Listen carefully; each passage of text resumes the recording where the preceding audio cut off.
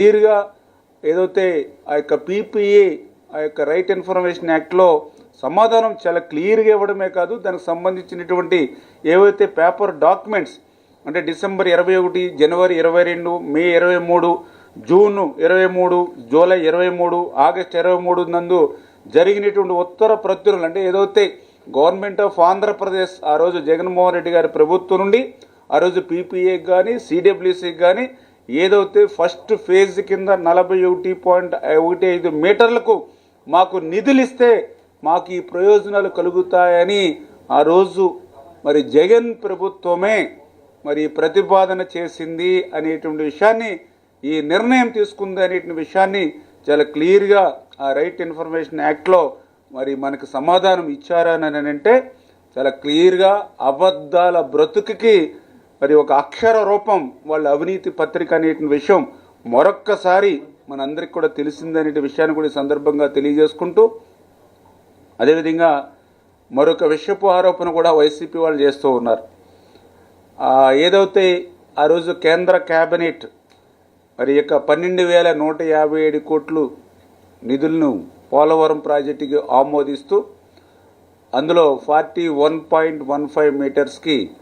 ఈ యొక్క 12,157 కోట్లు, ఇందులో ఫస్ట్ ఫేజ్ అనేది లేదు. ఆ రకంగా ఆమోదించినప్పుడు కేంద్ర మంత్రి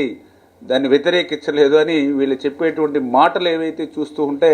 చాలా ఆశ్చర్యాన్ని కలిగిస్తున్నటువంటి పరిస్థితి. ఎందుకంటే ఏదైతే క్యాబినెట్కి ఆ నిర్ణయాలు ఆమోదించేటప్పుడు దానికి ముందుగా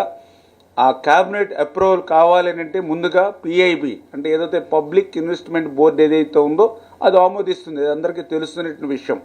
ఆ రకంగా ఏదైతే క్యాబినెట్కి వచ్చేటువంటి ఆ 12,157 కోట్ల రూపాయల నిధుల శాంక్షన్ ఆమోదం ఏదైతే ఉందో మరి గత ప్రభుత్వంలో అంటే జగన్ ముఖ్యమంత్రిగా ఉండగానే మరి 29 ఫిబ్రవరి 24 ఏదైతే మరి పిఐబి మీటింగ్ ఫిబ్రవరి 29, 24 ఆ రోజు జగన్ ఈ రాష్ట్రానికి ముఖ్యమంత్రి, ఆయన హయాంలోనే ఆ రోజు మరి ఎక్కడ కూడా మళ్ళీ ఫస్ట్ ఫేజ్ అని లేకుండా అందులో 41.15 మీటర్స్కు రివైజ్డ్ కాస్ట్ 12,157 కోట్లనే ఆ రోజు ఆయన ముఖ్యమంత్రిగా ఉండగానే ఏదైతే పిఐబిలో ఆమోదించడం జరిగింది. ఆ పిఐబి ఏదైతే ఆయన ముఖ్యమంత్రిగా ఉన్నప్పుడు ఆమోదించడం ఏదైతే జరిగిందో అదే క్యాబినెట్కి వస్తుంది, అదే క్యాబినెట్ ఆమోదించడం జరిగింది. మరి దీనికి ఈవేళ క్యాబినెట్లో ఈ మంత్రి ఎందుకు వ్యతిరేకించలేదంటే అంటే ఏ రకంగా వాళ్ళు చేసినటువంటి తప్పుల్ని, వాళ్ళు చేసినటువంటి పాపాలు ఈరోజు మాకు శాపాలుగా ఉంటే వాటిని కూడా మా మీద రుద్దాలనేటువంటి ప్రయత్నం ఏదైతే అడుగడుగునా కూడా ఈ జగన్మోహన్ రెడ్డి చేస్తూ ఉన్నాడో మరి ఇవే ఒక ఉదాహరణ అనే విషయాన్ని సందర్భంగా తెలియజేసుకుంటూ, అందుకే ఈరోజు చాలా క్లియర్గా ఏదైతే ఈ పోలవరం ఎత్తు తగ్గింపు కానీ ఫేజ్ 1, ఫేజ్ 2లుగా విభజన కానీ డయాఫ్రమ్ వాల్ విధ్వంసం కానీ ఇవన్నీ కూడా జగన్ అరాచక పాలన లోపాలు,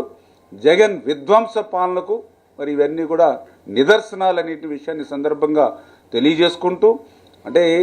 అబద్ధాన్ని 100 సార్లు చెప్తే నిజం అవుతుందనేటువంటి పరిస్థితులు ఈవేళ జగన్మోహన్ ఉన్నట్టు కనిపిస్తూ ఉంది. అంచేత వాస్తవాన్ని ఆయన గ్రహించి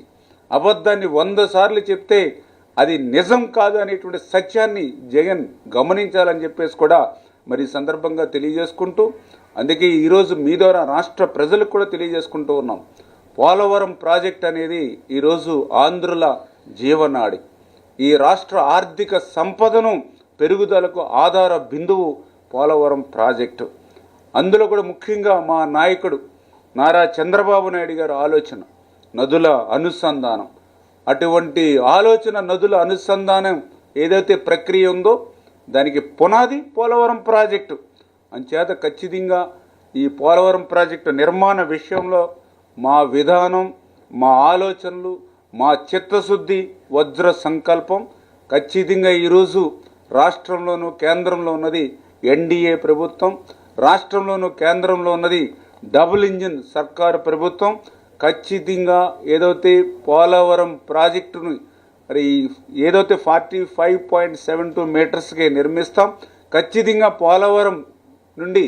ఈ యొక్క గోదావరి వరద జలాలు అటు రాయలసీమకి ఇటు ఉత్తరాంధ్రకి తీసుకెళ్లేటువంటి బాధ్యత, నదుల అనుసంధానాన్ని పూర్తి చేసేటువంటి బాధ్యత ఈ ఎన్డీఏ ప్రభుత్వం తీసుకుంటుందనే విషయాన్ని మరి మీ ద్వారా అందరికి కూడా తెలియజేసుకుంటూ ఉన్నాం.